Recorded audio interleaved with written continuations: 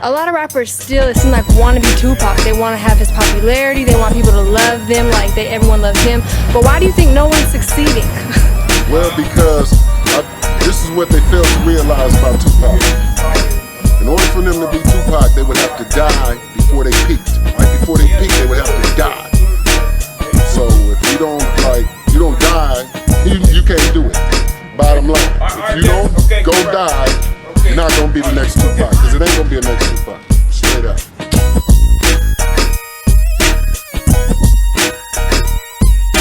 I need a gangsta bitch.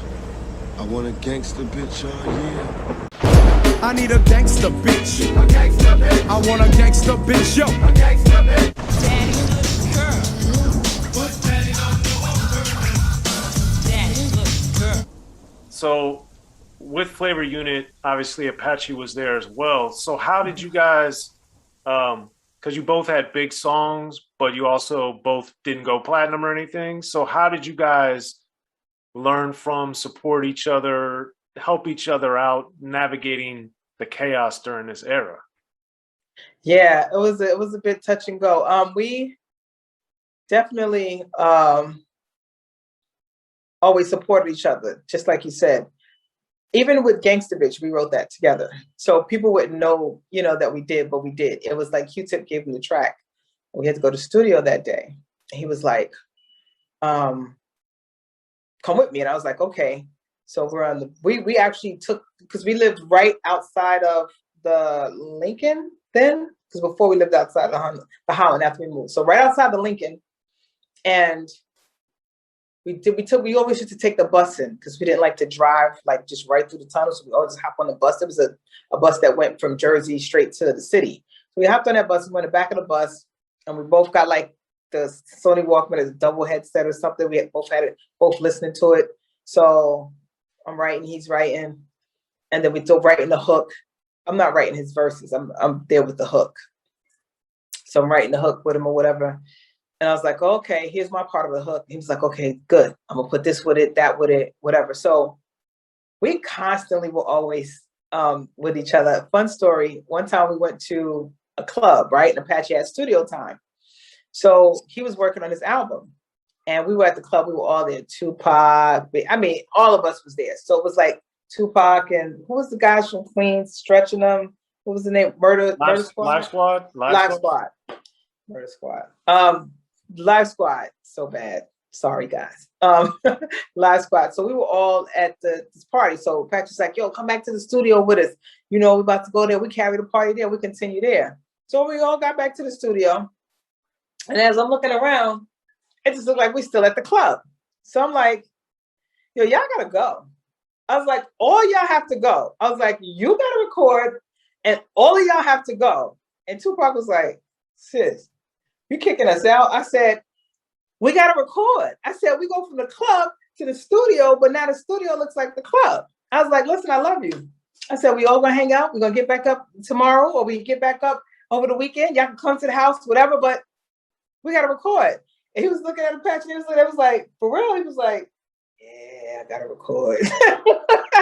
So that was funny, but that was a fun fact. And anyway, it was all love though. They got it. You know what I mean? It was like, nah, we feel you. Because it was like smoke all over the place, drinks was back. I was like, come on, And in studios, you can't do that. You can't be damaging the equipment with all that smoke and stuff all over the place. So, Anyway, we always supported each other no matter what it was. Like we were always together, frickin' frack. Like it did not matter.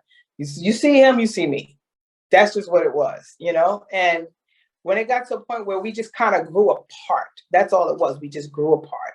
And we just went our separate ways because after a while, people just tend to grow in different directions. And that's basically what it was.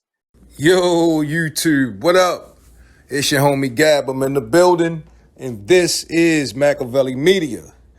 Yo, that story from Nikki D right there tripped me out because I learned 3 things that I did not know. Now, first of all, let me start by saying this. Nikki D was a dope female rapper during the early 90s, right? She had Daddy's Little Girl. She was the first female artist ever signed to Def Jam Records. and she left them and started being managed by Flavor Unit.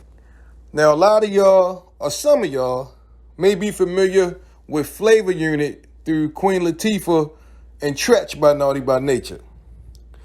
But the first thing that bugged me out about this interview by Nikki D was that Nikki D said she co-wrote Gangsta B for Apache. And I'm like, what? Gangsta Bitch for Apache is one of those songs that's synonymous with the 90s. Like, soon as you hear it, you remember the 90s, and you remember the Carl Kanai, jean vests and all that. The bandanas, hoodies, all that. Yeah.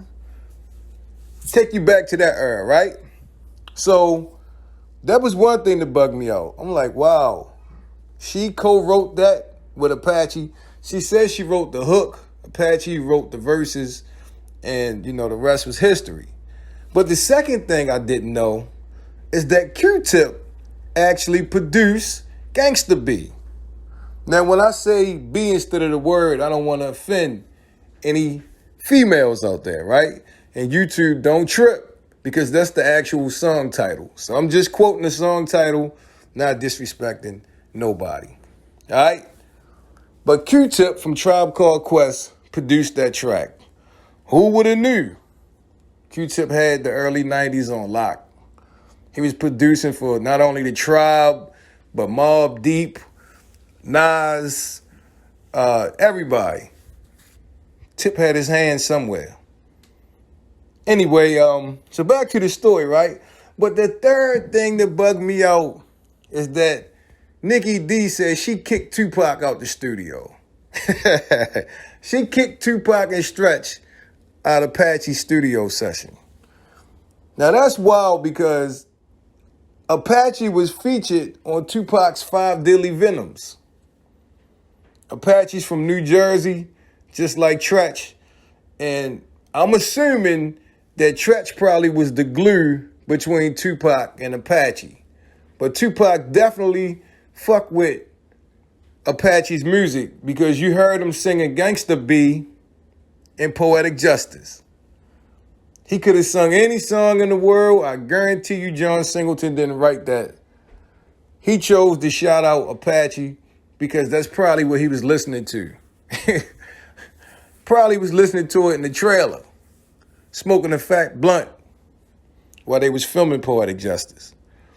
But anyway, yeah, Nikki D said she threw Tupac out of Apache's recording session because all the smoking, drinking wasn't conducive to Apache recording a hit record.